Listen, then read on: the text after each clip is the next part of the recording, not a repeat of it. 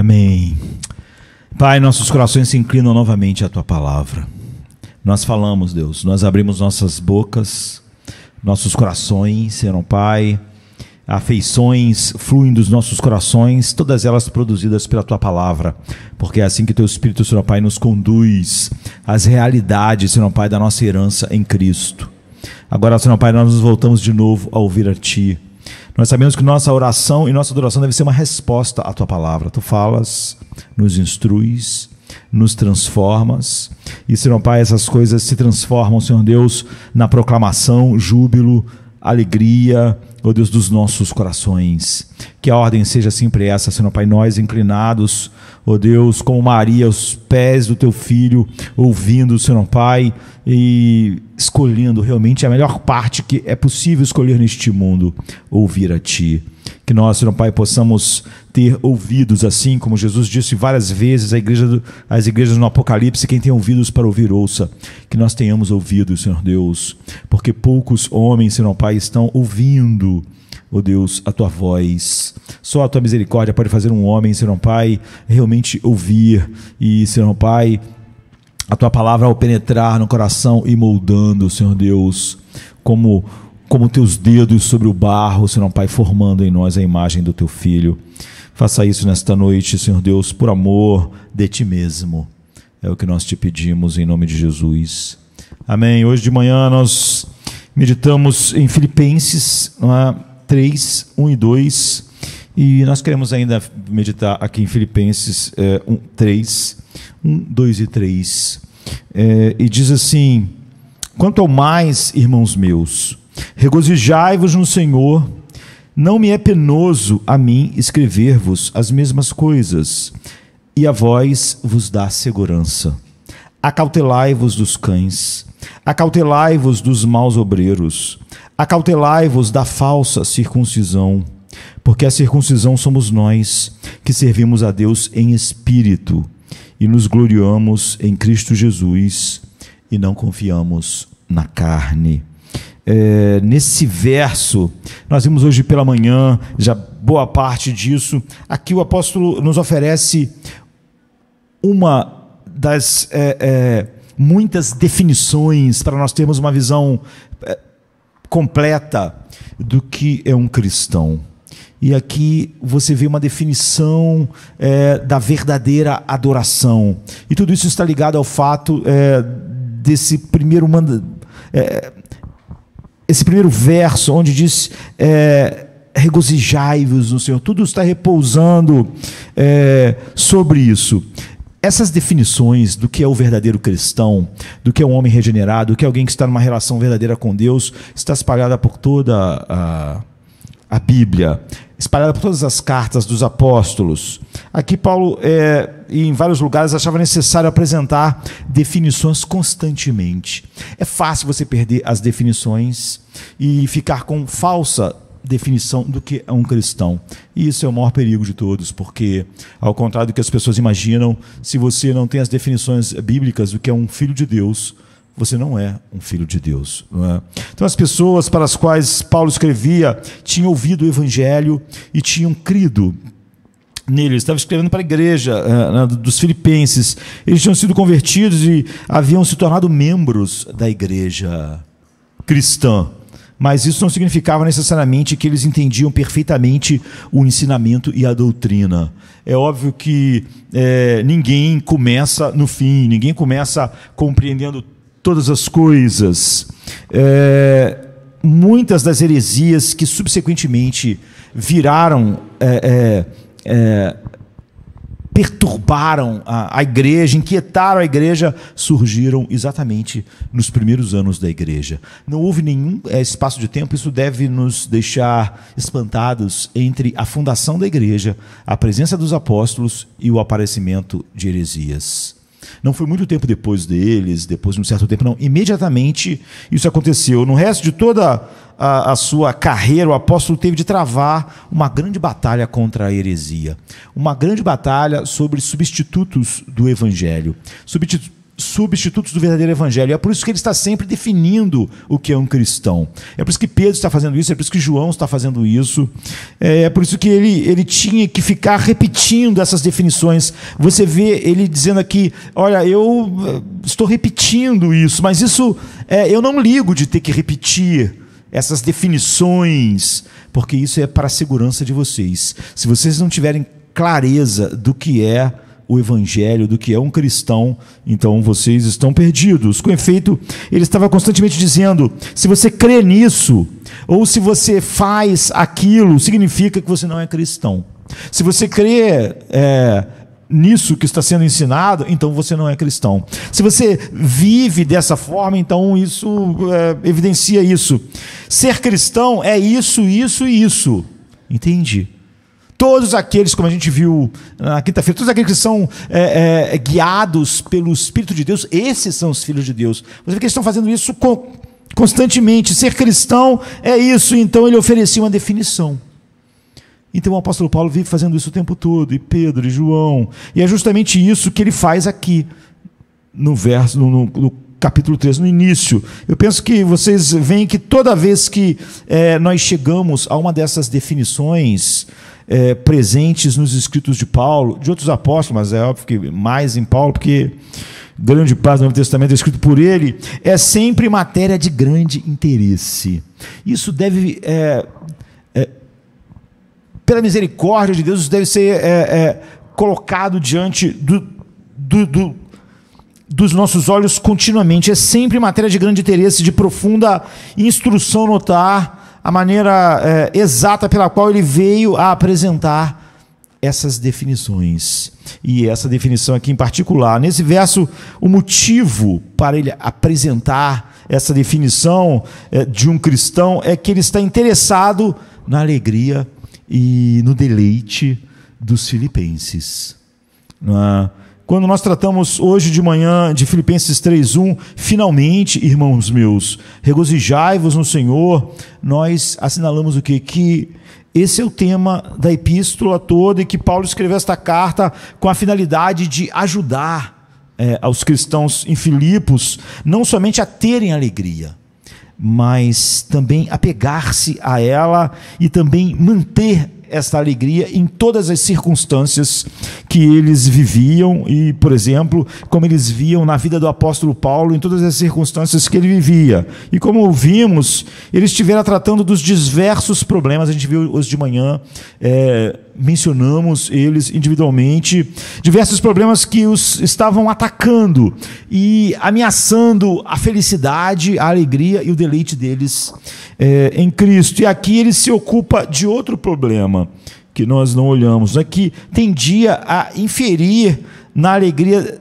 da igreja lá em Filipos, e da igreja tendia a interferir no desfrutar dessa alegria. E dessa vez o problema não era alguma coisa que estava acontecendo com ele, como a gente viu, ou com eles, como a gente viu também.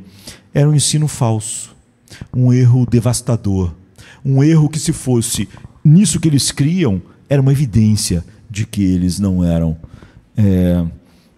filhos de Deus. Eles não estavam na definição bíblica do que é alguém salvo. E isso era atribuído aos judaizantes. Eram pessoas que iam por aquelas primeiras igrejas cristãs, apresentando em nome de Cristo, como pastores, não é?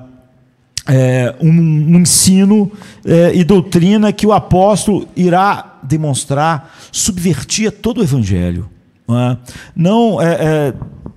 Nós hoje costumamos a falar sobre erros, mas quase sempre nós achamos que afastar-se do evangelho não subverte o evangelho. Ele está dizendo isso subverteria inteira e completamente tudo que constitui o verdadeiro cristianismo, de tal maneira que, se vocês abraçarem isso, não há nada da verdadeira obra do evangelho em vocês, razão pela qual Paulo se ocupa dessa questão com tanto vigor, com tanta força, né? Então a gente precisa esclarecer que o interesse primário de Paulo nunca é a mera controvérsia. Eu acho que na nossa época nós temos que nos atentar para isso. Paulo nunca se interessava pela controvérsia. Debate. Não. Ele não tinha prazer em discutir só por discutir. Ele disse para Timóteo não fazer isso, não entrar em debates, em coisas que não tinham um alvo, algo fundamental. Não é? Ele nunca discutia, a não ser que algo de grande importância estivesse em jogo. E eu acho que isso é o oposto do que acontece hoje. Hoje as pessoas debatem, mas depois elas dizem que se alguém abraçar uma coisa ou a outra, ainda está com o evangelho. Você vê, o apóstolo Paulo, ele nunca se envolvia em debates, ele nunca se envolvia em debates que depois ele pudesse dizer, mas isso aqui, se você acreditar de maneira diferente, está tudo bem. Ele sempre estava trazendo à tona definições e debatendo para dizer, se isso aqui não estiver na sua vida, então a graça não está operando em sua vida. Se isso não estiver na vida da igreja, então não existe outro evangelho.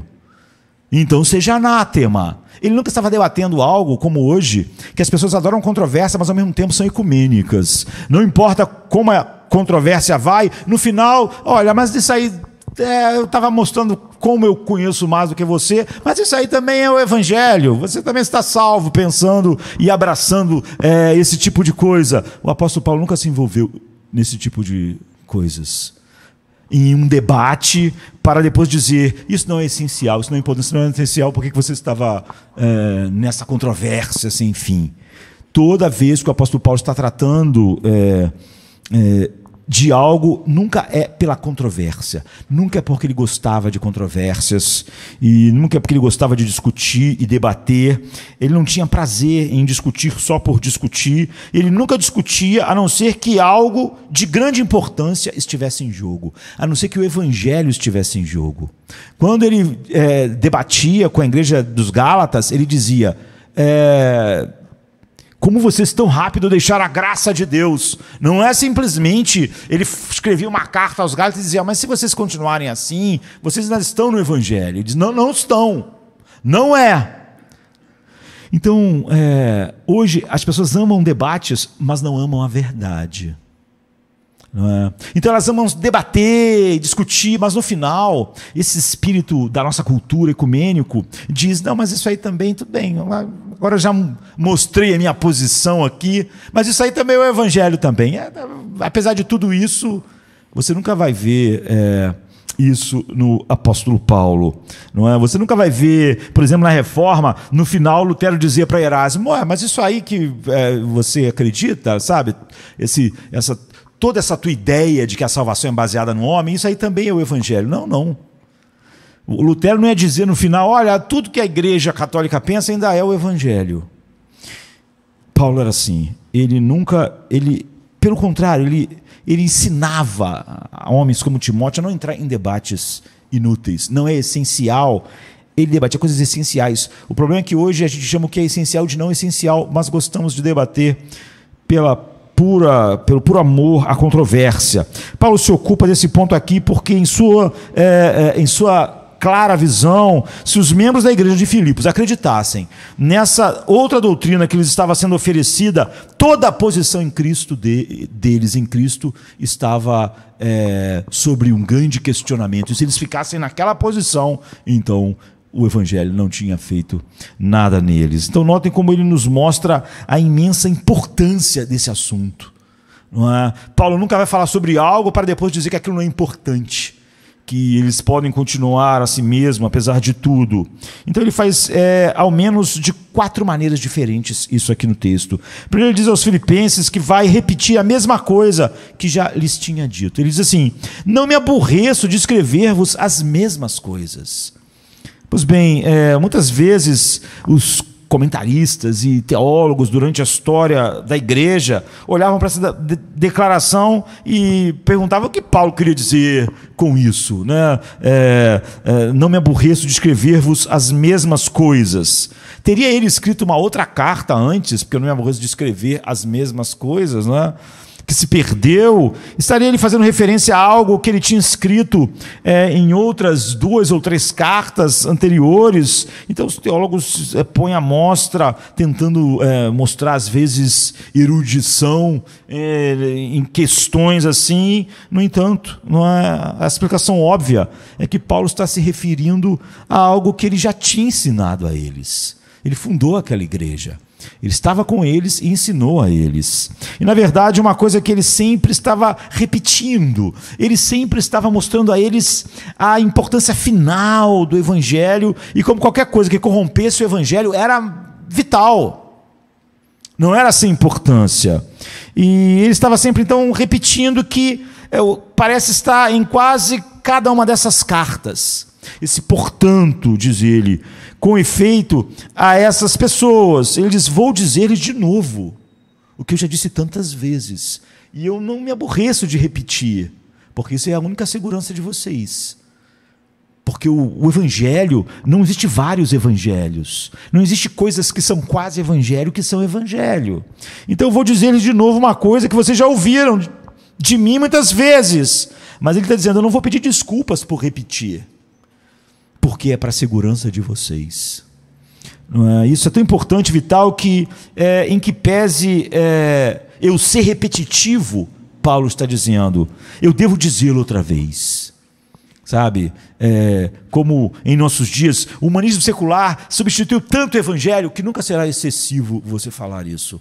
Há uma tendência das pessoas não verem algo que se torna tão grande, tão contínuo, diante delas.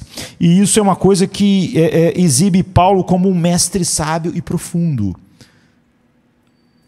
Talvez o mais sábio e profundo servo de Deus na igreja. Não há tentação mais sutil quanto a nós, quanto aos cristãos, do que a tentação para imaginar que eles entendem perfeitamente bem os fundamentos da fé, quando na verdade eles facilmente colocam junto com aquilo outras coisas que não é o evangelho e não veem a inconsistência daquelas coisas juntas. É você falar somente Cristo e começar a colocar coisas que não é Cristo. É você realmente incorporar ideias que não saíram da palavra de Deus, saíram do humanismo secular. É fácil não perceber. Então há uma tentação de a gente imaginar que você está perfeitamente compreendendo quanto a maneira como você responde à vida, age, argumenta, mostra que não. Então, numa das suas epístolas, Paulo disse que estava escrevendo porque os seus destinatários vacilavam em seus princípios. Eles pareciam perfeitamente sólidos em suas crenças, mas a conduta deles revelava claramente que eles estavam errados quanto a algumas coisas primárias. Algumas coisas no alicerce deles não estava certo. E quando um problema acontece conosco ou com quem amamos, quando dói na nossa pele, há uma tendência de nós abraçarmos algo que a gente fala assim, isso aqui é errado, isso aqui não é o que a Bíblia diz, até acontecer conosco algo que coloca a nossa vida em relação àquilo, ou alguém que nós amamos.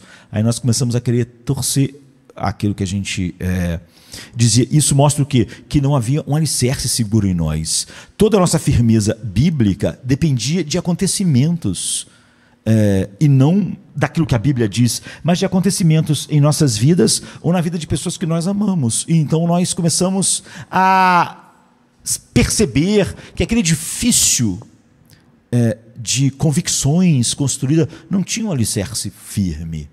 Quando as coisas ficaram difíceis, aquelas convicções começaram a ruir e eu começo a substituir. E ainda existem pessoas que dizem, sim, naturalmente, já faz anos que eu sou cristão, entendo a mensagem sobre a justificação pela fé, sobre tudo que o Espírito Santo faz ao habitar em nós e nos regenerar, mas quando você começa a ver, olhar, aplicar a vida, aquilo evidencia que os fundamentos não estão certos. E todavia, justamente na citada doutrina que tais pessoas se extraviam tragicamente. Aqui eles estavam se extraviando dessas doutrinas que parecem ser básicas, como a justificação. Não é? Então, jamais presumamos que nós chegamos a uma posição na vida cristã na qual nós não precisamos ser lembrados, na qual nós mesmos não devemos nos lembrar continuamente da verdade de Deus. No mundo de mentira que nós vivemos, nós precisamos continuamente estar sendo lembrados dos princípios elementares, dos alicerces, daquilo básico, daquilo sobre o qual tudo deve ser edificado. É muito fácil. A alma, por exemplo, é uma coisa imaterial, não é? É muito fácil as pessoas cristãos começarem a falar sobre a alma como se fosse simplesmente a operação de coisas físicas em nosso corpo. Portanto, muitas das vezes o cristão está falando sobre a alma, mas com a definição do humanismo secular, que acredita que o homem é só uma matéria. Então, essa repetição, você vê, é necessária e ela precisa ser contínua. Nós sempre corremos o risco de escorregar para longe da verdade de Deus e de presumir que estamos certos quanto aos pontos fundamentais quando nós não estamos. E Paulo, então, ele está dizendo: eu não peço desculpas por repetir a vocês essas bases, porque eu sinto que vocês só estão confusos, e esses homens pregando algo que não é o evangelho, vocês acham que eles são homens de Deus e que eles ainda estão no evangelho porque vocês não entenderam aquilo que é elementar. Depois, a segunda maneira pela qual ele salienta a grande importância desse assunto é a tríplice repetição dele do verso guarde-se, né? Guardar-se, guardai-vos dos cães, guardai-vos dos maus obreiros, guardai-vos da circuncisão. Paulo está falando de homens criados à imagem de Deus, falando inspirado pelo Espírito Santo, e ele está chamando esses homens de cães. A linguagem é dura. Paulo está fazendo soar a campainha de uma forma alta, tão alta, não é, e chocante. No grego é blepet, blepet, blepet, a mesma palavra. Cuidado com os cães, cuidado com os que praticam o mal. Ele está chamando de praticar o mal a pregação daqueles pastores. Cuidado com a falsa circuncisão, Filipenses 3:2. A repetição então é tripla: cuidado, cuidado, cuidado. Como formiga vai para o açúcar, né? Como formiga para o açúcar, como os lobos estão sempre perto de rebanhos, não é? Como leões estão sempre perto dos animais que eles devoram, os falsos mestres são atraídos irresistivelmente para a igreja. A igreja nunca vai ter falta de falsos mestres. Como o açúcar nunca vai ter falta de formiga querendo chegar lá. Como os rebanhos nunca vai ter falta de lobo. Como os galinheiros nunca vai ter falta de raposas perto. Cristo advertiu assim: cuidado com os falsos profetas. Eles vêm a vocês vestidos de peles de ovelhas, mas por dentro são lobos devoradores. Ele está dizendo isso. Como formigas para o açúcar, a igreja sempre vai ser um imã para falsos mestres.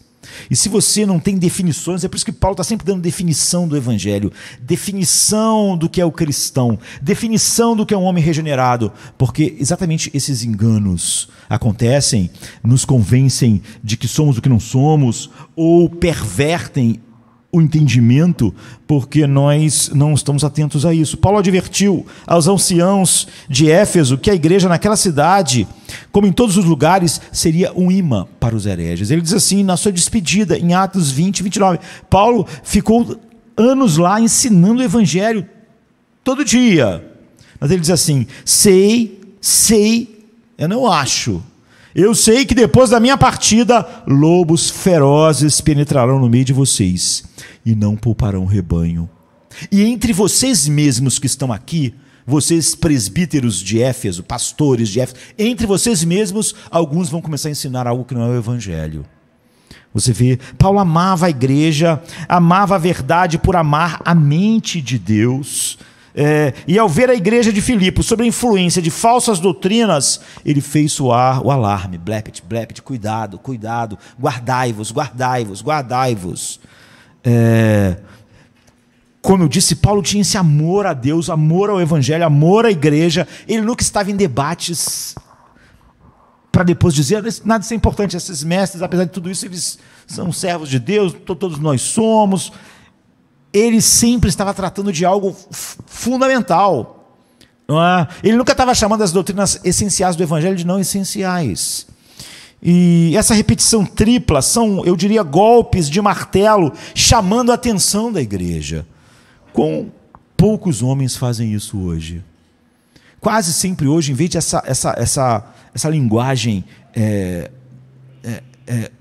chocante, né, do apóstolo Paulo para com o falso ensino, o falso evangelho, o humanismo disfarçado de evangelho, com pouco isso é atacado assim. Falsos mestres estavam ganhando o coração e mentes de pessoas em Filipos. Estava ganhando o coração e mentes de membros da igreja de Filipos.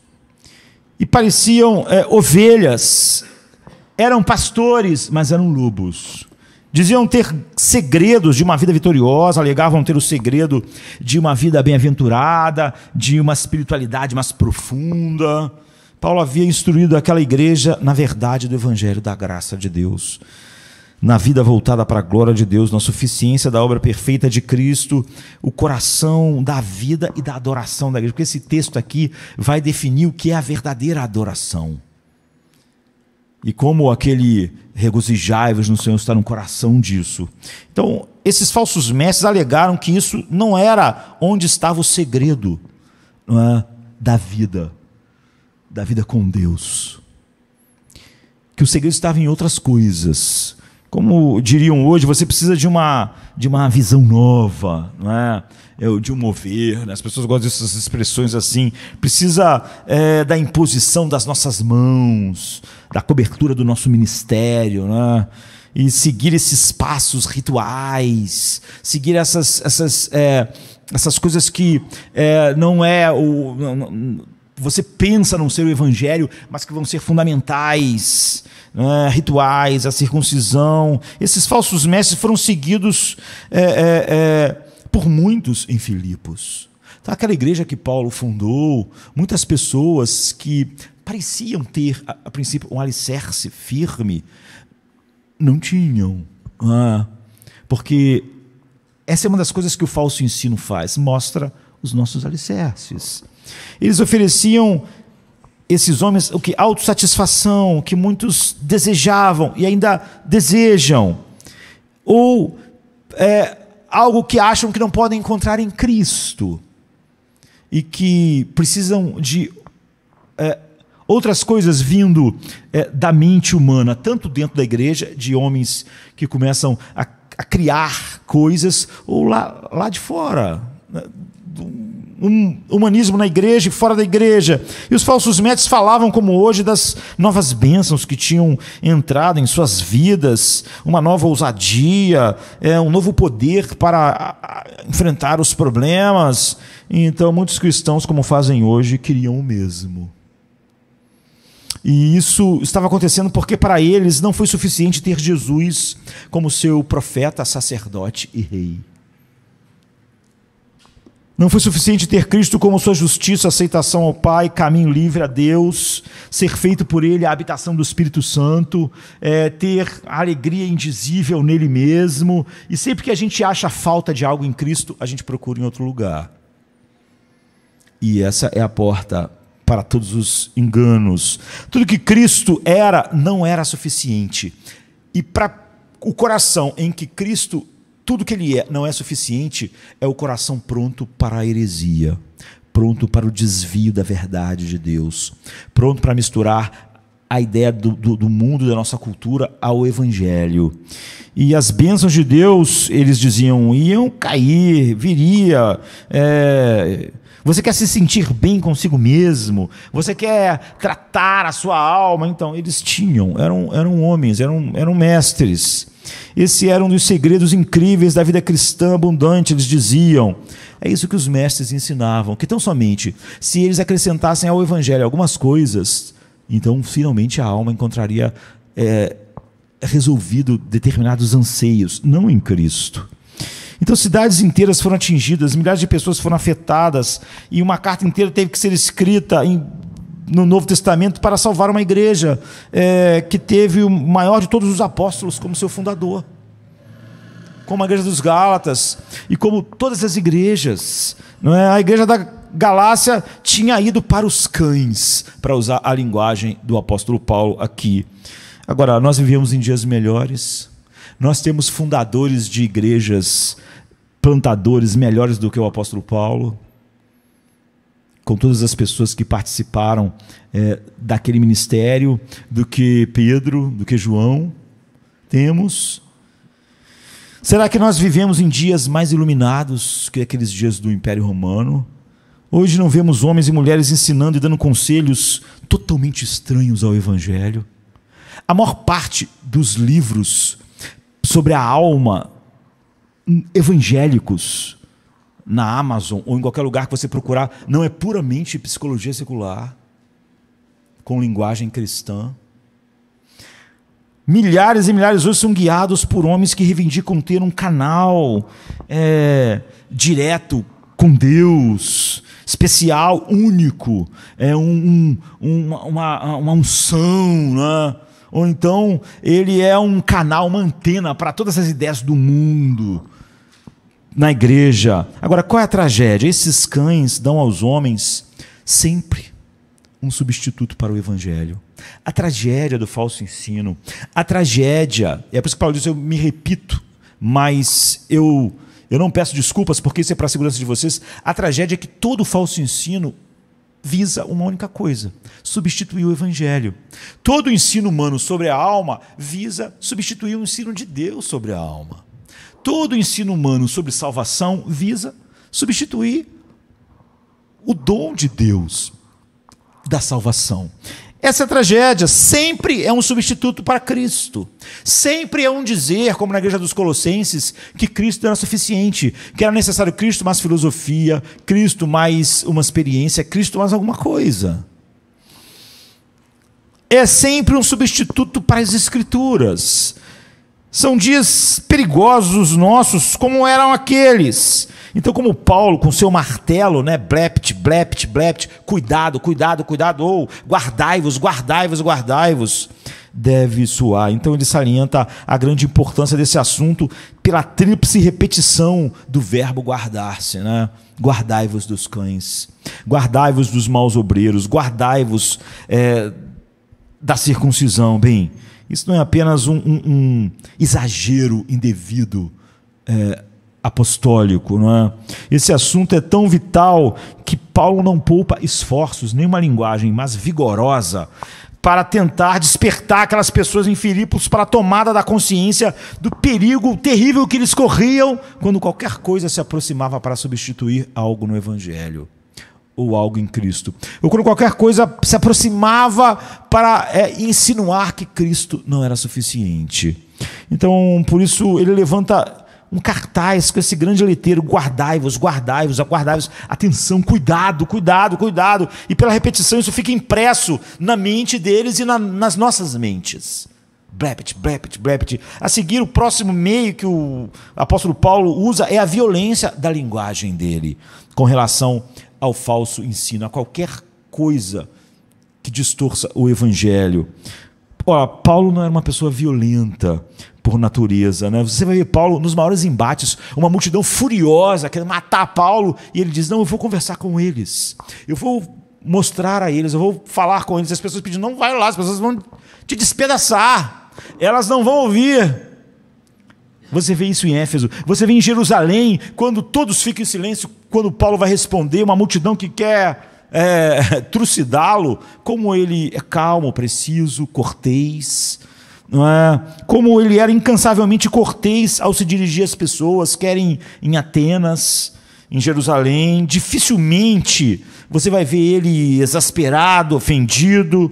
E quando ele empregava uma linguagem forte, então, como ele faz aqui, tinha que ser uma razão muito boa, muito grande, devido ver o terrível perigo daquilo que estava sendo ensinado por esses falsos mestres, pastores. Em Filipos, ele chama eles de cães. Eles alegavam que estavam pregando o evangelho e que Paulo não tinha compreendido o evangelho, estava faltando coisas, e eles se haviam referido a todos os outros como cães. Os judeus chamavam os gentios de cães gentios. Os cães não tinham no mundo antigo essa coisa que tem agora no nosso mundo, os bichinhos que a gente cuida, né? Eles viviam abandonados na rua, devoravam, viviam de maneira meio selvagem, né? Por isso que, por exemplo, Elias profetizou que quando Jezebel caísse lá e morresse, os cães iriam devorar ela. Você não imagina cães fazendo isso hoje, no meio da cidade, né? Mas era assim, não é? Então, na maior parte das vezes, os cães têm essa coisa, negativa. E então os judeus chamavam os gentios de cães gentios. E esses eram cristãos judaizantes. E Paulo está dizendo, eles estão se portando como cães, rasgando e destruindo tudo, não é? E Paulo diz, então, cuidado com esses cães. Diz Paulo, nós sabemos que comumente era assim, então, que os judeus se referiam aos gentios que estavam fora da lei, né? Não tinham conhecimento do Velho Testamento, cães gentios. Assim, Paulo usa a palavra que os inimigos do Evangelho da Graça, né? Judaizantes usavam para diminuir os gentios e circuncisos e vir essa palavra contra eles. Ou seja, os falsos mestres, sim, Paulo diz, são cães destruidores. Não são pastores no meio da igreja, mas eles são cães destruidores. Eles trazem a ruína. Não é que o desvio do verdadeiro evangelho é uma pequena coisa. Não é? Eles são inimigos, são cães saqueadores, carniceiros que matam e chegam para destruir. São párias selvagens. Essa é a linguagem de Paulo. Quem dera, eu diria, em nossos dias, o falso ensino fosse visto dessa forma e não com tanta complacência, não com tanto ecumenismo, né? Aqui está a verdade, ali está a mentira, mas tem muita coisa naquela mentira que é verdade ainda, e a mentira de alguma maneira salva as pessoas. Então, grande destruição aconteceu num tempo em que os apóstolos estavam vivos por causa do falso ensino. Imagine quando tão pouco zelo existe para com isso. Esses falsos mestres saíram da escuridão e invadiram como cães selvagens e destruíram tudo, despedaçaram tudo, não é? E depois ele chama eles de maus obreiros. Ele quer dizer assim, homens que praticam males. A pregação deles, o culto, parece a igreja, então. Mas esses homens, a obra deles é maligna. É isso que Paulo está dizendo.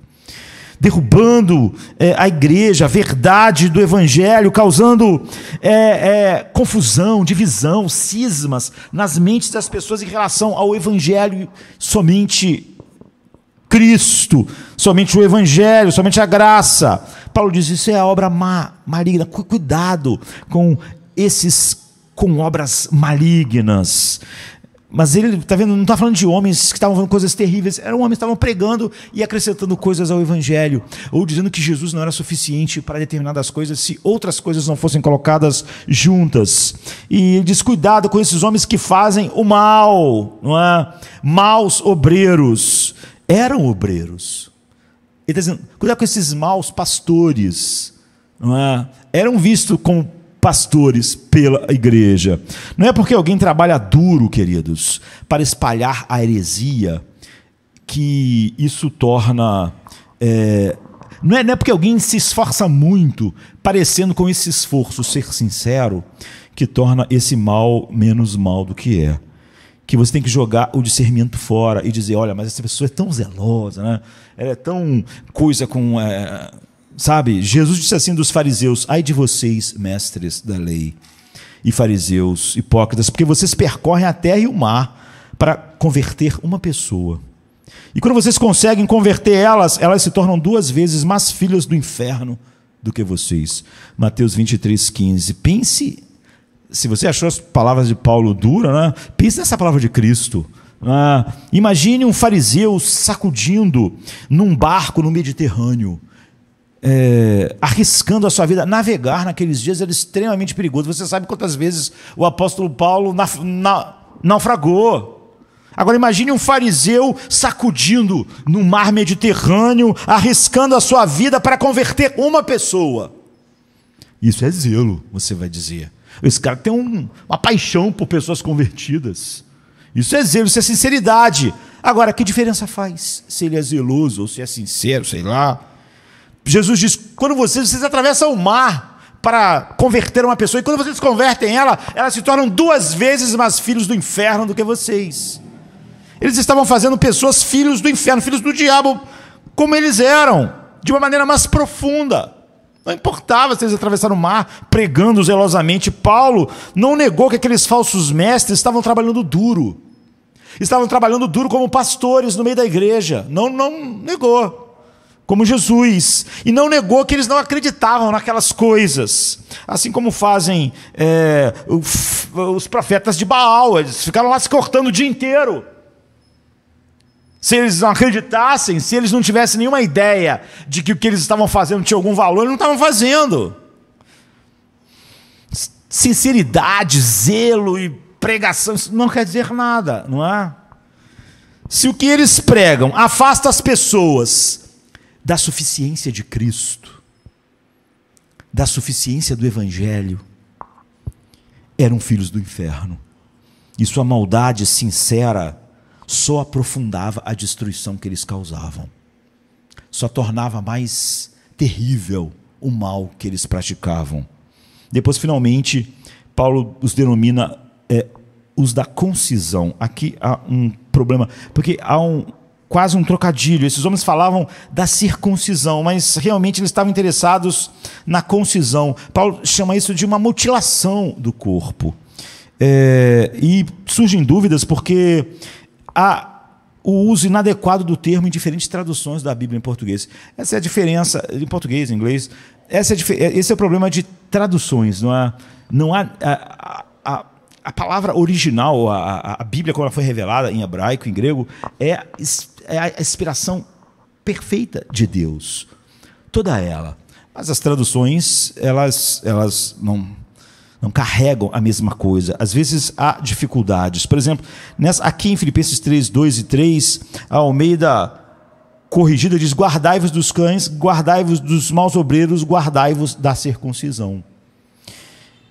Na versão de 2011, né, diz, guardai-vos dos cães, guardai-vos dos maus obreiros e guardai-vos da cortadura.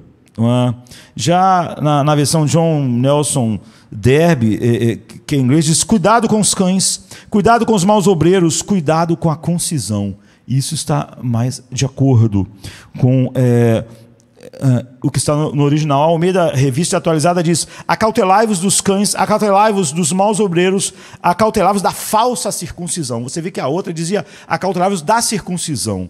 Aqui foi colocado na Revista Atualizada da falsa circuncisão. Então, algumas traduções traduziram a palavra grega katatome, que quer dizer concisão, como se fosse a palavra peritome, que quer dizer circuncisão. Circuncisão, então, era o que os judeus faziam e ainda fazem com os filhos, cortando e extraindo a carne do prepúcio. Já a concisão, ela é meramente um cortar da carne, é uma mutilação. Você corta apenas, sem tirar a carne. E Paulo está dizendo que, na verdade, você vê, Deus sempre falou sobre circuncidar os nossos corações.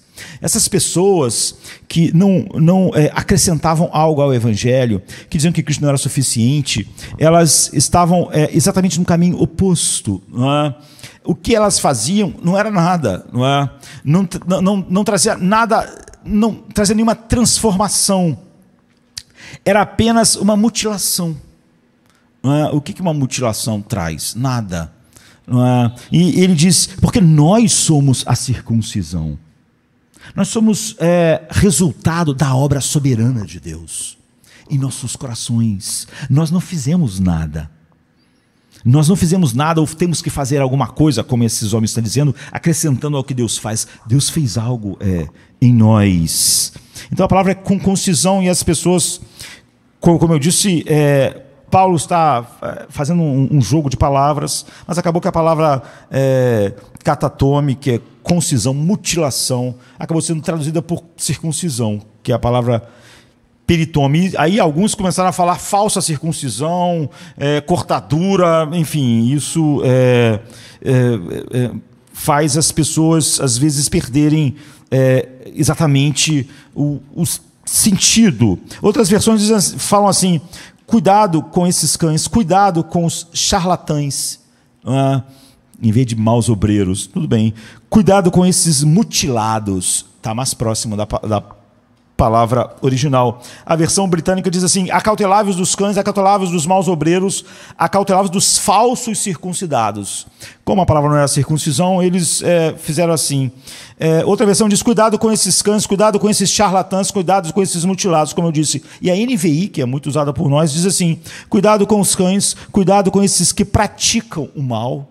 Ou seja, os maus obreiros, ao pregarem, eles estão praticando o mal. O que normalmente nós pensamos que a pregação é a prática de algo bom, não é? Por definição.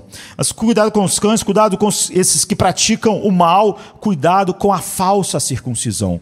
A NVI chama de falsa circuncisão, mas a palavra é concisão, quase um trocadilho. Esses homens falavam da circuncisão, mas realmente estavam interessados na concisão, na mutilação do corpo. Aquilo era totalmente inútil, não é? E, no entanto, as pessoas tendem a se gloriar. Você vê, acrescente algo ao Evangelho e as pessoas se apegam àquilo. As pessoas defendem aquilo. Já o Evangelho as pessoas abrem muito facilmente. Não é? Então a violência dessa linguagem é, de novo, uma chocante prova de que o apóstolo considera esse assunto da maior importância. Como eu disse, Paulo nunca entra em debates só por causa de debates. Ele diz para Timóteo não fazer isso de jeito nenhum.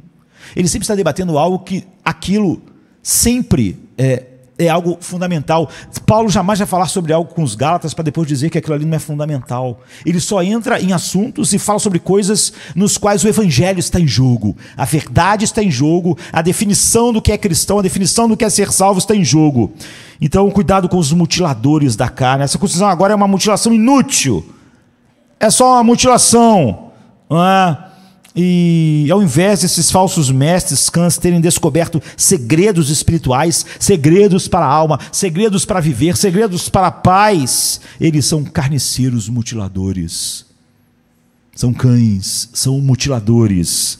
Nada que fazem, ensinam, santifica ou aproxima do alvo, que é ser conformado à imagem de Cristo, de ter no seu coração produzidas afeições do Espírito, o fruto do Espírito, paz, amor, alegria. Eles simplesmente mutilam o corpo e as mentes, escravizando o homem à mentira, afastando o homem do Evangelho, levando o homem, nesse caso, para doutrinas de homens ou para o humanismo secular. Enfim, essas coisas podem afetar a vida espiritual de vocês, diz Paulo aos Filipenses. Afeta tudo, não é? Seus valores e esperanças, dá a vocês paz, consciência, de consciência, perdão. Não, essas coisas não dão nada a vocês, estão afastando vocês da verdade. Não pode dar nada, não pode ser somado ao que Cristo é, não pode dar mais 1 milímetro de paz, mais 1 milímetro de alegria. Não pode dar nada a vocês, tanto quanto uma tatuagem não pode regenerar a alma, tanto quanto um corte no seu corpo, uma mutilação, não pode alterar o seu coração. Nós somos obra daquilo que Deus faz. Assim, Paulo é tão sincero quanto se pode ser no seu alerta aos filipenses sobre tudo que te afasta do Evangelho, por menor que pareça. Paulo diz a eles que esses pastores não são amigos, são inimigos da salvação. Não são amigos, são inimigos da cruz. São agentes de destruição como os cães selvagens eram. A mensagem deles não é um novo poder, não é uma nova coisa que vai te dar paz da alma. A mensagem, por exemplo, hoje que você mistura o humanismo ao evangelho, não é algo que vai te dar paz, é algo que te afasta totalmente da única coisa que pode te dar, o evangelho. Nova vida, nova alegria. Não, isso é uma mensagem de morte. Eles não têm nada para oferecer que seja diferente de cães raivosos. Vocês esperariam receber coisas boas de cães raivosos? Não é? Vocês esperariam receber saúde? Então, por que vocês esperam então receber algo que vai edificar vocês, vindo de algo que afasta vocês do Evangelho, da suficiência de Cristo? A única coisa que cães raivosos podem trazer é destruição, é morte. Então, em quarto lugar, Paulo calca isso em nós pelo modo como ele faz a declaração positiva quanto ao que constitui o cristão. E aqui nós voltamos ao ponto discutido anteriormente.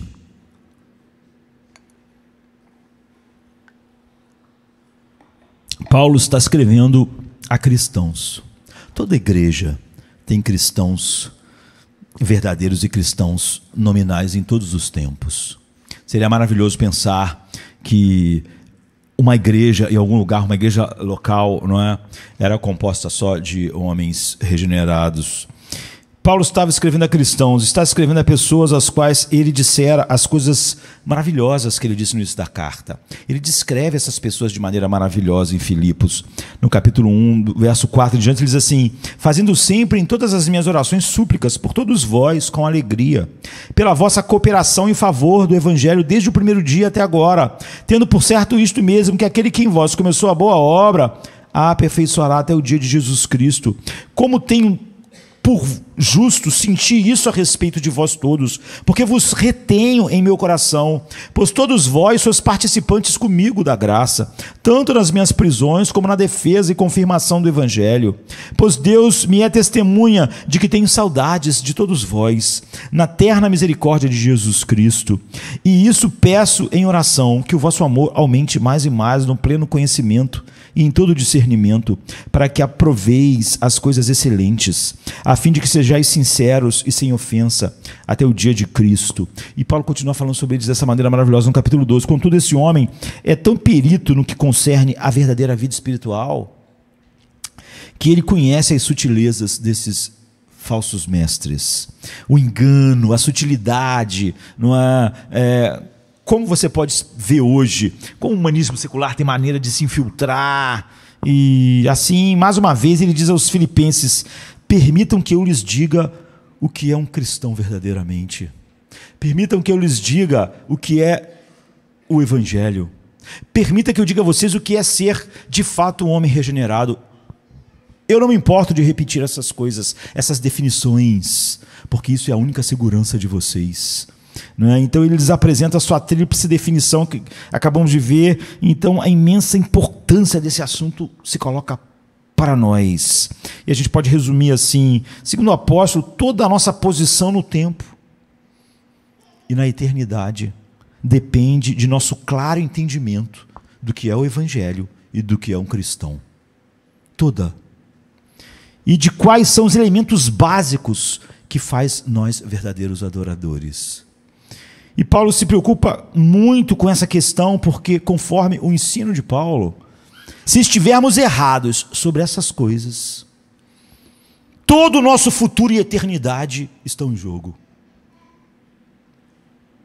Todo o nosso futuro e eternidade sofrerá as consequências se estivermos errados na compreensão do que é o Evangelho, do que é um cristão, do que é um homem regenerado.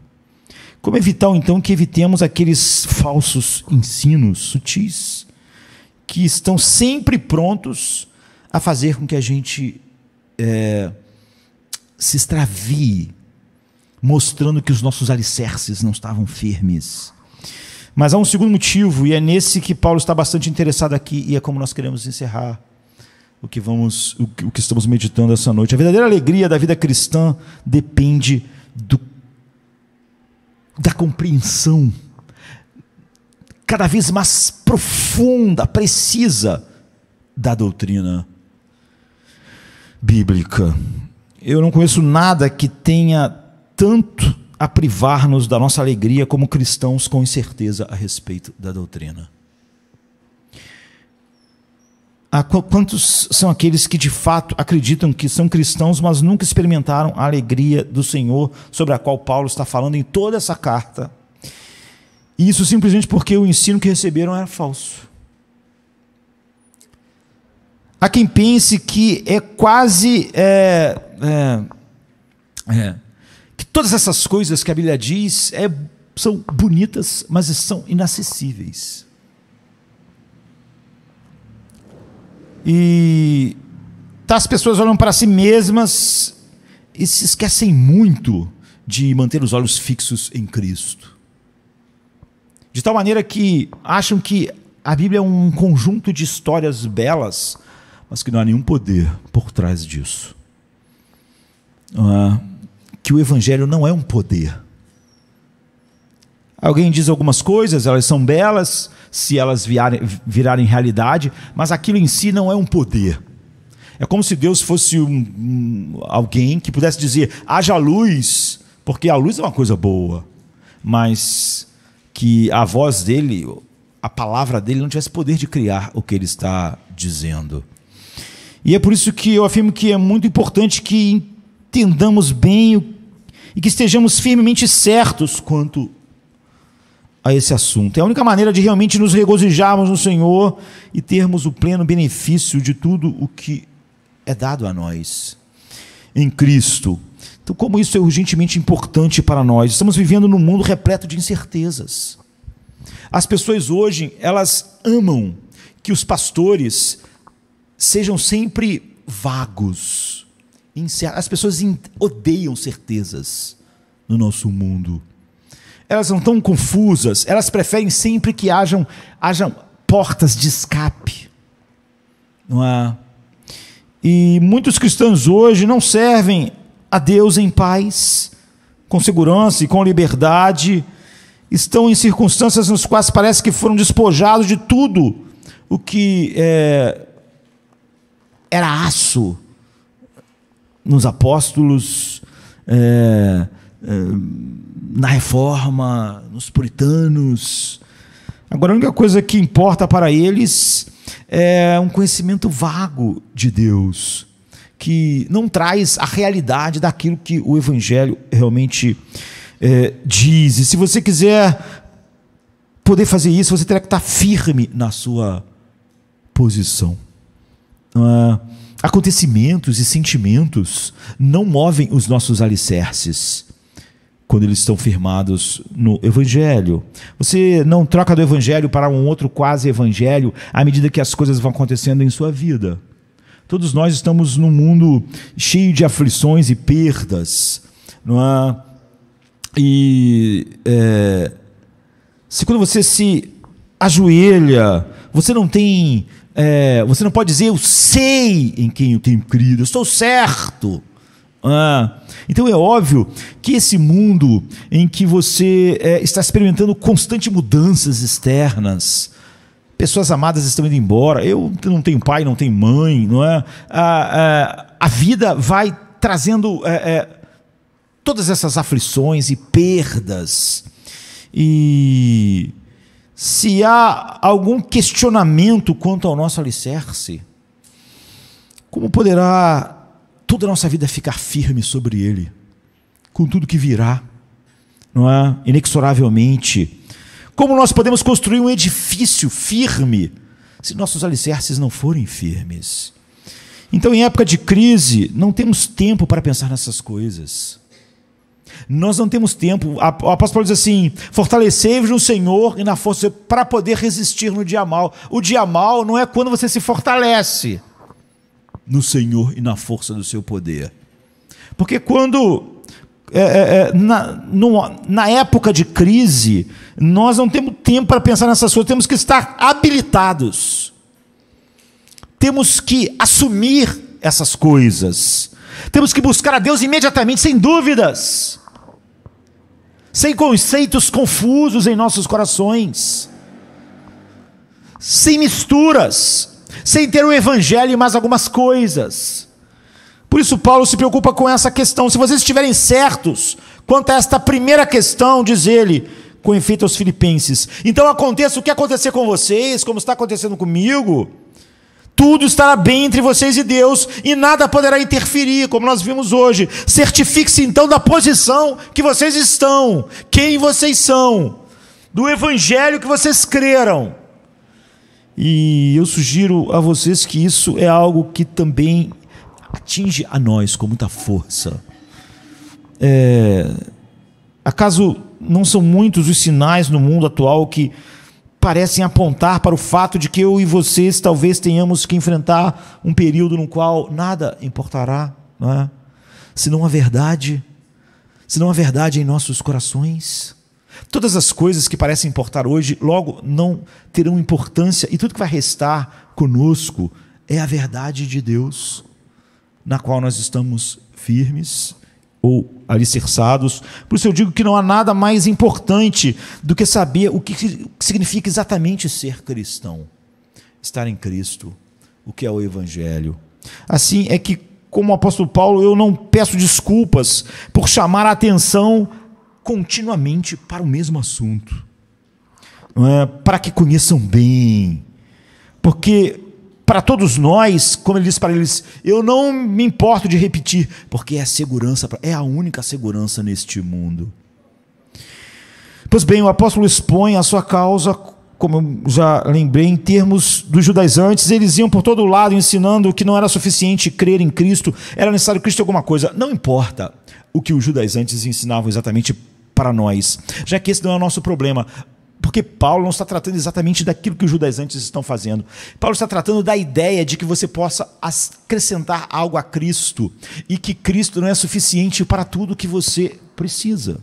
E que o Evangelho não é suficiente, e que alguma coisa tem que ser adicionada a ele. Esse é o ponto.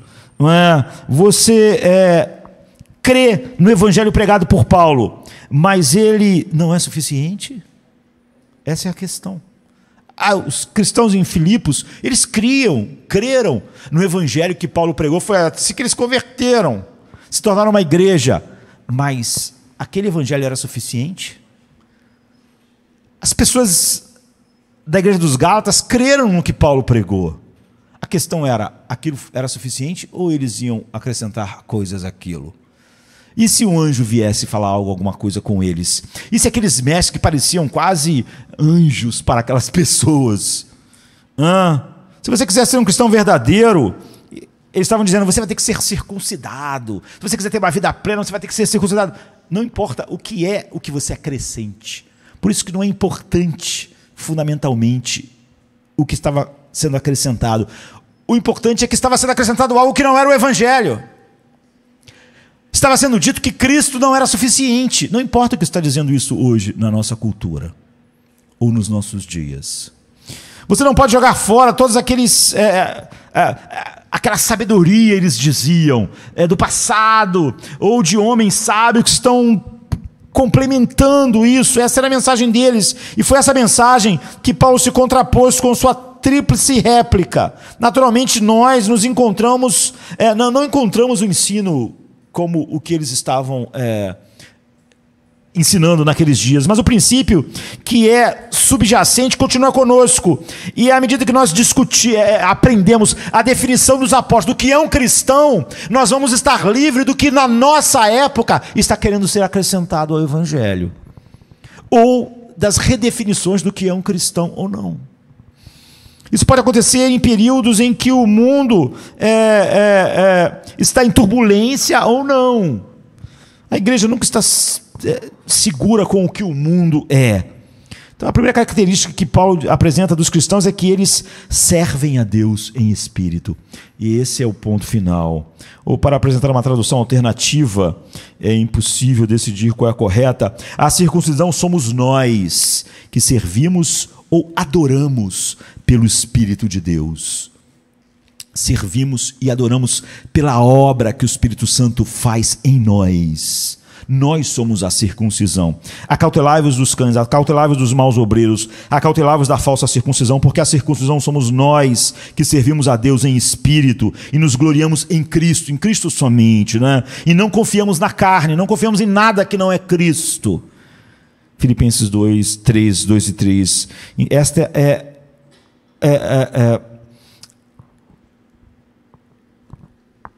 tradução ou a outra, as duas, não importa, ambas essencialmente estão dizendo a mesma coisa. Então, em outras palavras, a primeira coisa que temos que encarar, se desejamos saber se somos realmente cristãos ou não, é tudo no que se refere à verdadeira adoração em nossas vidas. Qual é a nossa ideia, a nossa definição de adoração? O que é que realmente queremos dizer quando declaramos que adoramos a Deus hoje? O que fizemos, estamos fazendo aqui. O apóstolo, vejam, vocês expressa o ponto de um modo que contradiz o falso ensino dos judaizantes. Eles falavam em acircuncisão. Ele diz, tudo que esses mestres tentam inculcar em vocês é um empecilho à verdadeira adoração. Portanto, é um empecilho a vocês terem certeza de que vocês são realmente novas criaturas. Nós somos a circuncisão. E nessa qualidade, nós adoramos a Deus em espírito, pela obra que o Espírito Santo faz em nós e como o Espírito Santo produz em nós aquilo, aplica a nós aquilo que Cristo fez. Então, nós, para encerrarmos, temos que perguntar o que significa isso. A verdadeira adoração. Como isso está ligado ao ele começar dizendo, o que é o tema da carta toda, mas ele começa dizendo, esse capítulo 3, para nós nos alegrarmos, não é, em Cristo, estarmos satisfeitos em Cristo. Eu acho que se nós quisermos a essência da adoração, nós podíamos ir a outro lugar, mas nós podemos aqui mesmo, nesse fim de culto, olharmos para a definição que Paulo dá em Filipenses, do que é a verdadeira adoração. Filipenses 1, de 18 a 24, diz assim: segundo a minha intensa expectação e esperança, de que em nada serei confundido, antes com toda a confiança, Cristo será tanto agora, como sempre, engrandecido no meu corpo, seja pela minha vida, seja pela minha morte. Porque para mim o viver é Cristo, e o morrer é ganho. Mas se o viver na carne me der fruto da minha obra, não sei então o que deva escolher. Mas de ambos os lados estou em aperto. Tanto desejo partir e estar com Cristo, porque isto é ainda muito melhor. Então, a adoração. O Novo Testamento revela... O Novo Testamento tem um silêncio profundo, impressionante sobre formas de culto exterior. Eu já disse que quase todos os livros, pode ser do mundo evangélico geral, do mundo reformado, sobre adoração, são inúteis. Porque quase sempre eles estão falando de algo que a Bíblia se cala. Há um silêncio impressionante sobre formas de culto exterior no Novo Testamento. E uma intensificação radical do culto como uma experiência profunda, produzida pelo Espírito Santo no interior do homem que ele regenerou. Mas as pessoas quase sempre que elas estão falando de liturgia, de como as coisas são feitas. A intensificação da adoração como uma experiência interior do coração é vista, por exemplo, nas palavras de Jesus em João 4, 21 a 23, que diz: vem a hora e agora é quando a adoração não será localizada em Samaria ou em Jerusalém, mas será em espírito e em verdade. Paulo diz, nós somos a circuncisão porque nós adoramos. Essa é uma das definições de ser verdadeiro cristão. Você é levado pelo Espírito a adorar em espírito e em verdade. O que é isso? Nós adoramos verdadeiramente. O que é a verdadeira adoração? Que é uma das definições do cristão. Ou seja, há uma realidade espiritual interior que substitui localidade geográfica e formas. O Novo Testamento, então, tem um silêncio sobre formas. E nós vemos novamente em Mateus 15, 8 e 9, quando Jesus diz: este povo me honra com os lábios, mas o seu coração está longe de mim, em vão me adoram. Você vê, ele está, em vez de falar sobre como eles estavam fazendo, eram os judeus, podiam estar fazendo lá das formas. Não há adoração verdadeira. A adoração que não vem do coração é vazia, é o que Jesus está dizendo. Não é um culto autêntico, não é adoração, não é autenticação de que eu sou uma nova criatura. Então você pode ver também em Romanos 12, 1, que diz que o culto racional, onde Paulo diz que os cristãos devem apresentar os corpos a Deus em obediência diária à sua vontade, como parte do nosso culto espiritual. Então, o que é isso? Hoje eu simplesmente quero identificar qual é a essência dessa experiência interior que chamamos de adoração, para encerrarmos. E se não é essencialmente um ato exterior, e a Bíblia nunca fica falando sobre o Novo Testamento, nunca está falando sobre a forma exterior que a gente faz isso. O que é então a essência da adoração? Agora, a gente pode tomar como um dado que o culto, se é um ato interior do coração,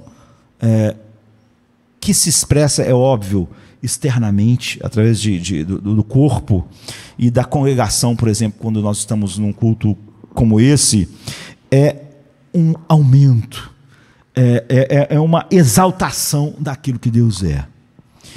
Ou seja, é um ato que mostra quão magnífico é Deus. É esse o objetivo do que nós viemos aqui hoje.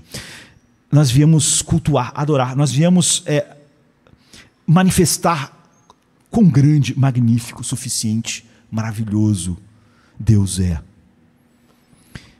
É um ato que revela ou manifesta essa glória, essa grandeza. A adoração, então, é tudo sobre refletir de volta o valor de Deus, que a nossa alma apreendeu, o valor da sua santidade, da sua beleza, da sua alegria, da sua paz. Assim, a pergunta que a gente faz é: qual é a experiência interna do teu coração que exalta a Deus assim? Que mostra que Deus é grande, que mostra para o mundo que Deus é tudo o que Ele é de verdade. Qual a experiência interior do coração que reflete isso? Se a essência da adoração não é a forma externa, mas interna, a experiência que realmente exalta a Deus, que experiência interna revela e expressa quão grande e glorioso Deus é? Para responder essa pergunta, a gente olha aqui Paulo dizendo em Filipenses 1, 22, observe a partir do versículo 20, que é a missão de vida de Paulo, a missão dele, ele diz que é: segundo a minha intensa expectação e esperança, de que em nada serei confundido, antes, com toda a confiança, Cristo será, tanto agora como sempre, engrandecido. Filipenses 1, 20.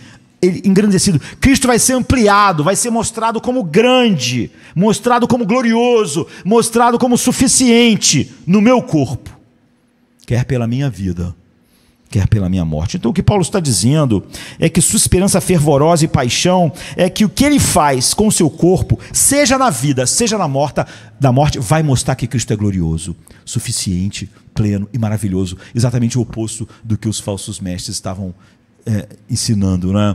De que Cristo precisa de mais alguma coisa, o Evangelho precisa de mais alguma coisa. Então Paulo está dizendo: na vida e na morte, a minha missão é ampliar Cristo, para mostrar que Cristo é magnífico. Eu vou usar o meu corpo de uma forma que na vida ou na morte vai mostrar que ele é magnífico. É a fonte as fontes eternas, é a água viva, é a fonte eterna de prazer, alegria, gozo, paz, essas coisas que só Ele tem. Exaltar Cristo e mostrar que Ele é grande. Isso é claro a partir do versículo 20, que Cristo será engrandecido no meu corpo, seja pela minha vida, seja pela minha morte. Portanto, a questão que se torna agora será que Paulo nos diz que tipo de experiência interior exalta Cristo dessa maneira, torna Ele grande na nossa vida e na nossa morte? Será que ele revela a essência da adoração para nós, como ele está falando ali no capítulo 3, que é o que diferencia o homem regenerado daquele falso evangelho, a resposta é que ele faz isso. E ele faz isso no versículo seguinte, no versículo 21, pela forma como ele está conectado ao versículo 20. Observe a referência à vida e à morte no versículo 20. Que Cristo seja engrandecido no meu corpo, seja pela vida ou pela morte. Agora observe depois o link com as palavras correspondentes, vida e morte, viver e morrer, no versículo 21. Para mim, o viver é Cristo e o morrer é lucro. Assim, vida e morte, no versículo 20, correspondem a viver e morrer, no versículo 21. Então, a conexão entre os dois versos é que o versículo 21 mostra a base de como viver e morrer, de maneira que Jesus seja ampliado aos olhos do mundo. Essa é a essência da verdadeira adoração. Isso é o que engrandece Cristo, que é o que a adoração é. O verso 21 começa com um porquê. A minha expectativa e esperança é que Cristo será exaltado, seja pela minha vida, seja pela minha morte, porque para mim o viver é Cristo e o morrer é lucro. O versículo 21 então descreve a experiência interior que exalta a Cristo, que nós chamamos de adoração, que ele diz que só nós que somos a circuncisão, ou seja, somos produto da obra soberana do Espírito Santo e não de algo que o ser humano pode fazer ou acrescentar a ela, pode ter adoração verdadeira. Nós, como ele diz lá, que adoramos em espírito. Para ver isso, vamos dar separadamente cada par, começando com a morte no versículo 20 e morrer no versículo 21, e resumir isso.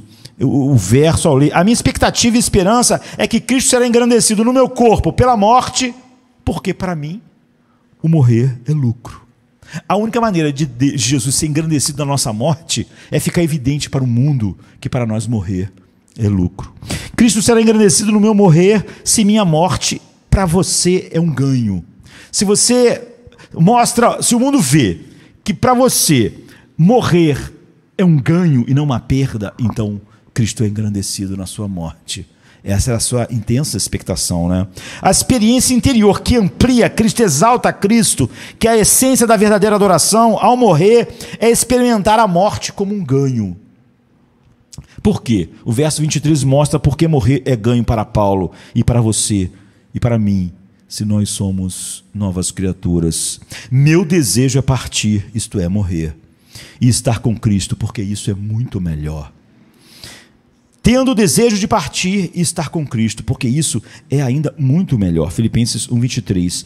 Isso é o que a morte faz, ela me dá mais de Cristo. Então, quando eu vejo o que a morte faz, eu vejo que eu tenho mais lucro com a morte.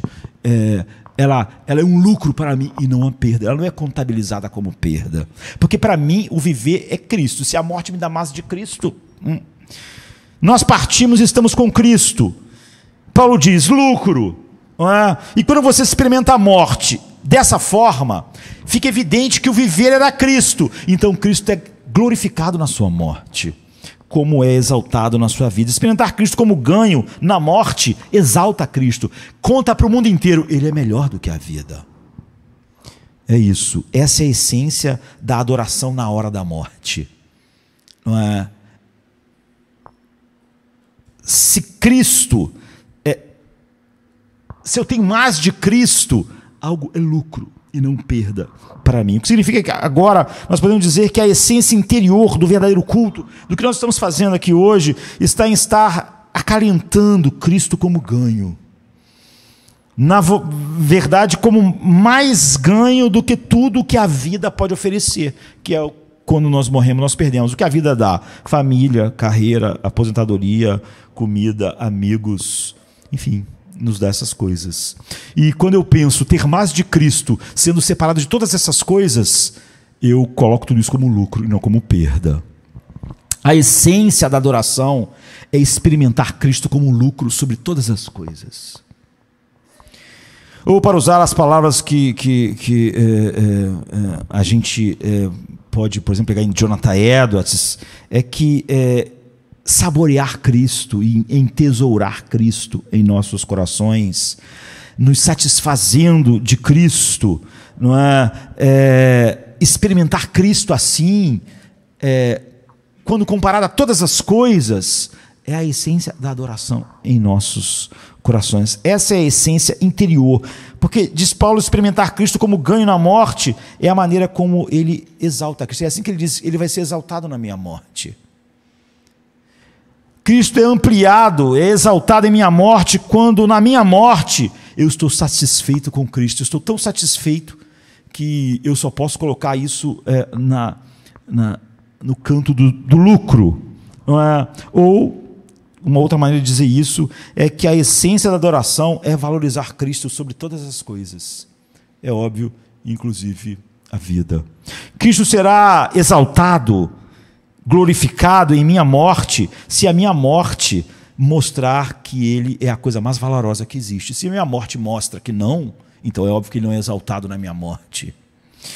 A essência interior do culto é estar valorizando Cristo, acalentando, satisfeito em Cristo, se deleitando em Cristo. Agora, para confirmar isso, concentre-se no outro par de palavras aqui. No verso 20 diz, a minha expectativa é que Cristo seja exaltado na minha vida. Versículo 21. Por quê? Porque para mim o viver é Cristo. Por toda a razão que Paulo dá, porque Cristo é exaltado ou adorado na sua vida, é que para ele viver é Cristo. Ele só é exaltado na morte porque ele é melhor do que a vida. E na vida ele só é exaltado porque a vida, para mim, é Ele, é Cristo. Para mim, o viver é Cristo. Então, o que isso significa? Em Filipenses 3,8 dá a resposta, que é o capítulo que nós estamos. Paulo diz, eu considero tudo como perda, tendo em vista o valor da excelência do conhecimento de Cristo Jesus, meu Senhor, pelo qual sofri a perda de todas as coisas, e as considero como lixo, a fim de que eu possa ganhar a Cristo. Isso quer dizer, para mim, viver é Cristo. Significa contar tudo como perda agora, em comparação ao valor de ganhar Cristo. Você vê a palavra ganhar, transformando-se aqui novamente no 3,8, tal como aconteceu lá no 1,21. Para mim, o viver é Cristo. Significa o quê? Experimentar Cristo como ganho agora, não apenas na morte. Não é? Quando na morte eu mostro que Cristo é melhor do que a vida inteira, então Ele é exaltado na minha morte. Mas agora, como na vida eu mostro que o viver para mim é o próprio Cristo, então Ele é exaltado na minha vida também. Assim, o ponto de Paulo é que a vida e a morte para um cristão são atos de culto. É por isso que em Romanos 12 ele diz que a nossa vida é um vivo sacrifício assim, né, de adoração. Eles exaltam Cristo, mostram Ele como grande, suficiente. É o oposto de tudo que se desvia do verdadeiro evangelho e daquilo que só o Espírito Santo pode fazer, não é? Que é, nós somos a circuncisão. Nós somos obra de Deus. Quando eles vêm de uma experiência interior de valorizar Cristo como lucro, Cristo é exaltado, louvado na morte por ser valorizado acima da vida. E Cristo é mais glorificado na vida quando eu estou tão satisfeito nele, quando Ele é toda a minha porção, como Davi gosta de dizer, como Ele é a minha alegria, Ele é a fonte da paz, que está crescendo, crescendo e crescendo, de tal maneira que eu estou tão satisfeito nele, que viver é Ele, viver é Cristo. Mesmo antes da morte. Não é? A autenticação, então, da essência interior do culto está em ser satisfeito em Cristo, valorizar Cristo, entesourar Cristo, querer mais de Cristo. E quando dizemos que o que fazemos no domingo, aqui, no culto, na quinta-feira, é ir sedento a Deus, vir. Você não vem ao culto participar de alguma coisa, simplesmente, não é? Nós viemos aqui atrás da satisfação em Deus, como a corça que suspira pelas águas. Muitas pessoas não sabem qual é a essência do verdadeiro culto, nem o que é cultuar a Deus, porque elas nunca entendem isso. Elas acham que culto é uma coisa que elas vão dar para Deus. Elas nunca estão indo para um culto como a corça que anseia pelas águas. E vemos assim Deus como nosso prêmio, não é? E vemos assim Deus como nosso tesouro, o deleite da nossa alma, o nosso coração de prazer, o prazer do nosso espírito. Nós queremos mais disso, porque nós sabemos a partir, por exemplo, de Filipenses 1, 20, 24, a gente viu que valorizar Cristo como lucro, ampliá-lo, é fazer que a vida seja, Ele, durante a vida, tudo seja subserviente a nós nos deleitarmos nele, de tal maneira que o viver é Cristo, e que a morte é contabilizada como lucro, porque ela nos dá mais de Cristo. Então, Ele é exaltado na minha morte também. Então, deixe-me tirar algumas implicações dessa, que é a essência da verdadeira adoração, para encerrarmos. Primeiro, a busca da alegria em Deus não é opcional. Não é? É por isso que Paulo começou com regozijai-vos no Senhor. E depois, lá no 4, ele vai dizer 2 vezes, outra vez digo, não é? Isso é o nosso dever mais elevado, porque isso é a marca de que Cristo é exaltado em minha vida e vai ser exaltado em minha morte. Não buscar o nosso deleite, felicidade, alegria em Cristo e em outras coisas, e buscar em outras coisas, é absolutamente mortal para o culto autêntico. Se eu não posso passar a semana buscando a alegria, o deleite, o prazer, a identidade em outras coisas e cultuar Deus no final de semana, ou num culto na quinta-feira. Porque a essência interior da adoração é a satisfação em Deus, é experimentar Deus como lucro, como ganho, como tesouro. Portanto, eu digo que a atitude básica do culto de domingo não é vir aqui com as mãos cheias para dar alguma coisa a Deus, dar um pouquinho do seu tempo, um pouquinho da sua voz, um pouquinho da sua atenção. Vir cultuar Deus é vir com as mãos vazias, desejando Deus, ansiando por Ele. E o que você recebe na adoração é Deus. Você não recebe entretenimento. Você não recebe treinamento para a vida. Você recebe Deus.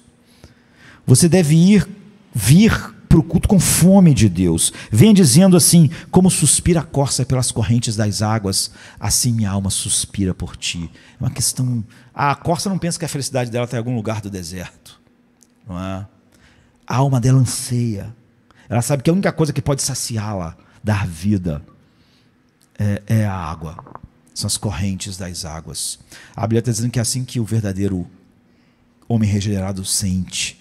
Ele sente que só Deus pode fazer isso. Ele não busca isso em outro lugar. Não é? Deus está poderosamente, Ele é poderosamente honrado quando um povo sabe que eles vão morrer de fome a menos que eles tenham Deus. Que eles vão morrer infelizes a menos que eles tenham Deus. Que eles não vão ter alegria nenhuma duradoura a não ser que ela venha de Deus. Que eles não vão ter nenhuma paz a não ser que elas fluam de Deus. Que ela flua de Deus. Então, recuperar o acerto e a indispensabilidade de buscar nossa alegria, deleite, paz, gozo em Deus, irá percorrer um longo caminho para restaurar a autenticidade do culto dos nossos dias.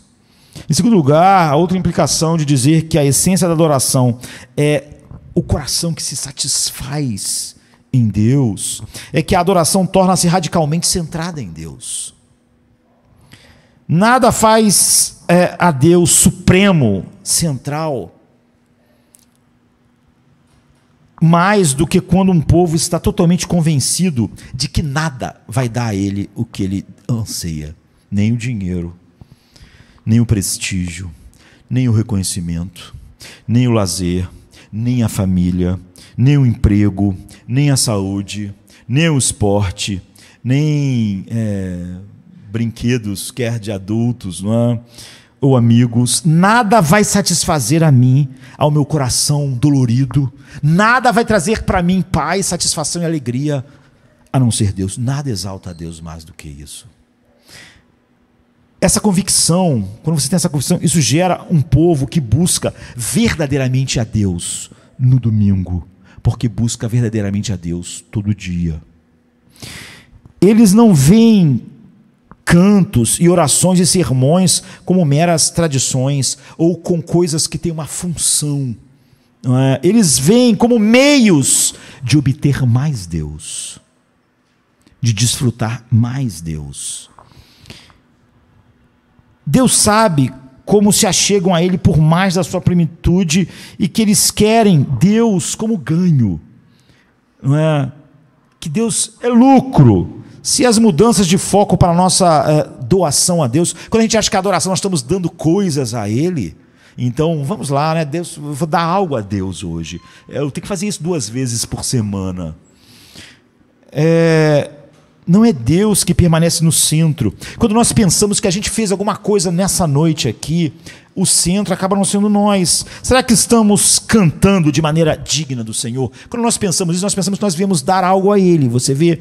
E nós começamos a pensar, então, em termos de nós mesmos. Nós nos colocamos no centro. São nossos...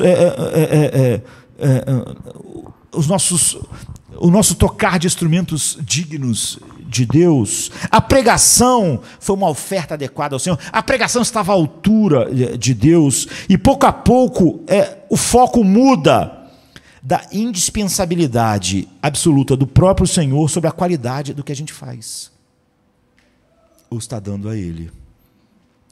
E nós começamos a definir a excelência e o poder do culto, da adoração em termo da distinção técnica, ou de quão grande é o sermão, é o nosso cantar, e nada mantém Deus no centro do culto como a convicção bíblica de que a essência da adoração é a satisfação em Deus. Nós viemos nos satisfazer dele e não satisfazê-lo. É a convicção de que a busca do que é a satisfação em Deus é a única razão para estarmos juntos aqui nesta noite. Nós viemos aqui nos satisfazer em nosso Deus. E em terceiro lugar, a implicação de dizer que a essência da adoração é ter esse coração satisfeito em Deus, como Paulo está dizendo aqui, é que isso protege a primazia do culto como um fim em si mesmo. O culto é um fim em si mesmo. Não é? Se a essência da adoração é nos satisfazermos em Deus, é vermos Ele ser... o viver é Ele e o morrer é lucro, como Paulo está dizendo. Então o culto não pode ser feito autenticamente como meio para qualquer coisa. O culto não tem nenhum objetivo a não ser o culto. Nós viemos nessa noite cultuar a Deus. Esse é o objetivo do culto. Você simplesmente não pode dizer a Deus: eu quero estar satisfeito em Ti para que eu possa ter algo mais, porque isso não funciona, não é? Porque isso significa que você não está realmente satisfeito em Deus, mas que você quer outra coisa para se satisfazer. O que desonra a Deus, isso não é adoração em espírito, como Paulo disse, nós somos a circuncisão porque adoramos a Deus em espírito. Mas na verdade, para milhares de pessoas num domingo como hoje, e pastores, o evento do domingo, o culto, a adoração, é concebida como um meio para realizar algo diferente do que Paulo está falando do culto no espírito. Cultuar em espírito. Nós adoramos para arrecadar dinheiro para alguma coisa. Nós adoramos para atrair multidão. Nós adoramos para curar humanos sofredores. Nós adoramos, entre aspas, né, para recrutar mais trabalhadores. Nós adoramos, entre aspas, para melhorar o moral da igreja, para a pessoa poder conseguir enfrentar a semana. Né? Nós adoramos para dar a músicos talentosos a oportunidade. Nós achamos que a igreja é para dar a oportunidade para as pessoas mostrarem seus...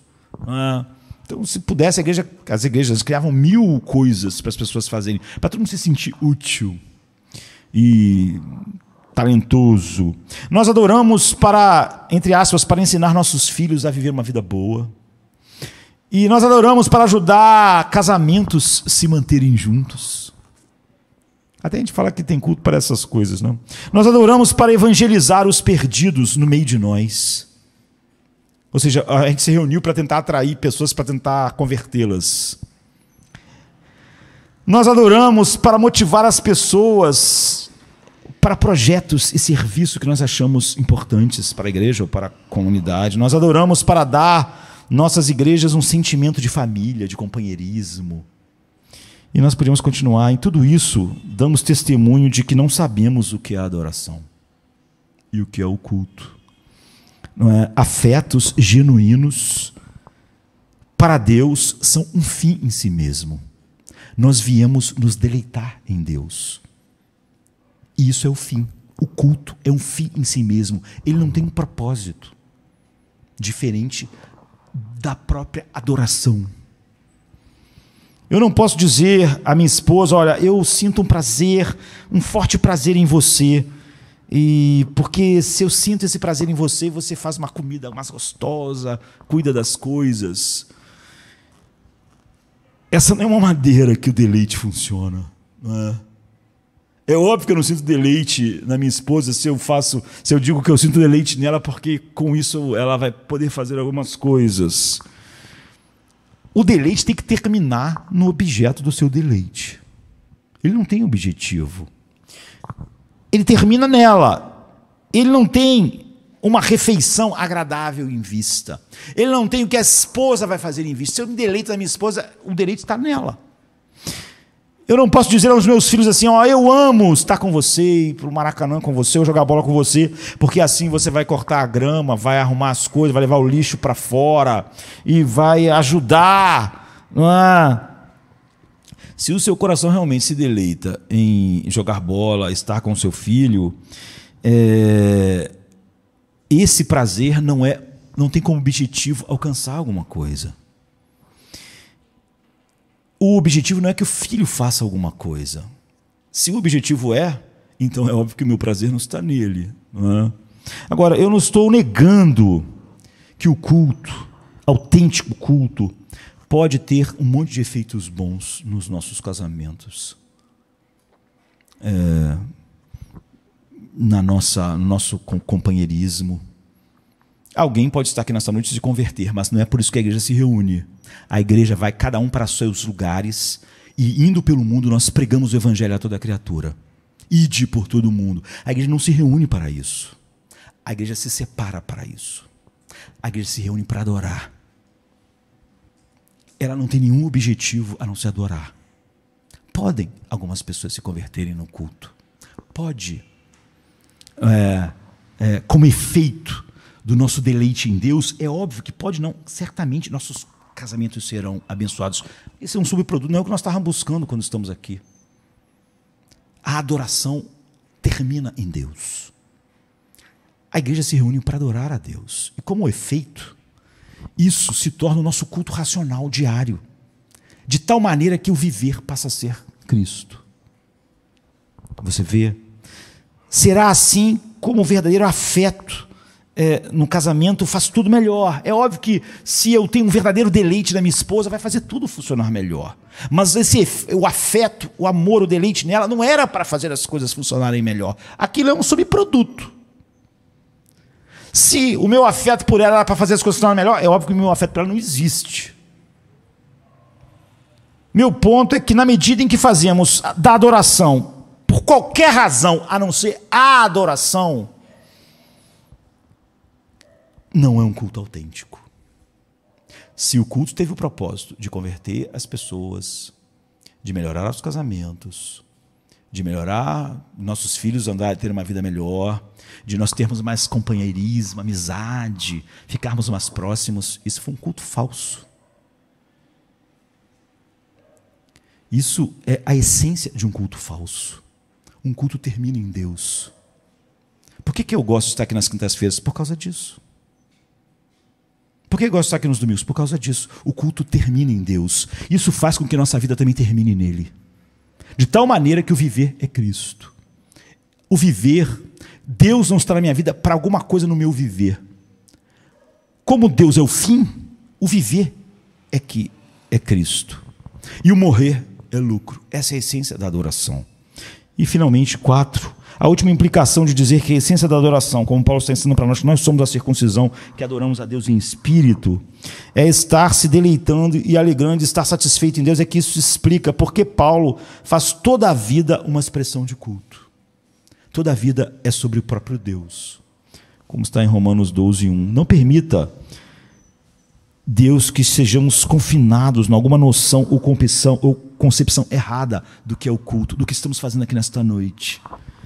Antes, queira Deus nos conceder que sejamos capazes de ver que nós somos a circuncisão, porque nós adoramos a Deus em espírito, e só o Evangelho sozinho, só Cristo sozinho faz isso.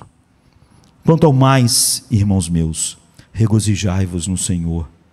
Não me é penoso a mim escrever-vos as mesmas coisas, e a vós dá segurança. Acautelai-vos dos cães, acautelai-vos dos maus obreiros, acautelai-vos da falsa circuncisão, porque a circuncisão somos nós que servimos ou adoramos, como eu disse, que é a melhor versão, a Deus em espírito, e nos gloriamos em Cristo Jesus, e não confiamos na carne. Filipenses 3, de 1 a 3. Vamos ficar de pé.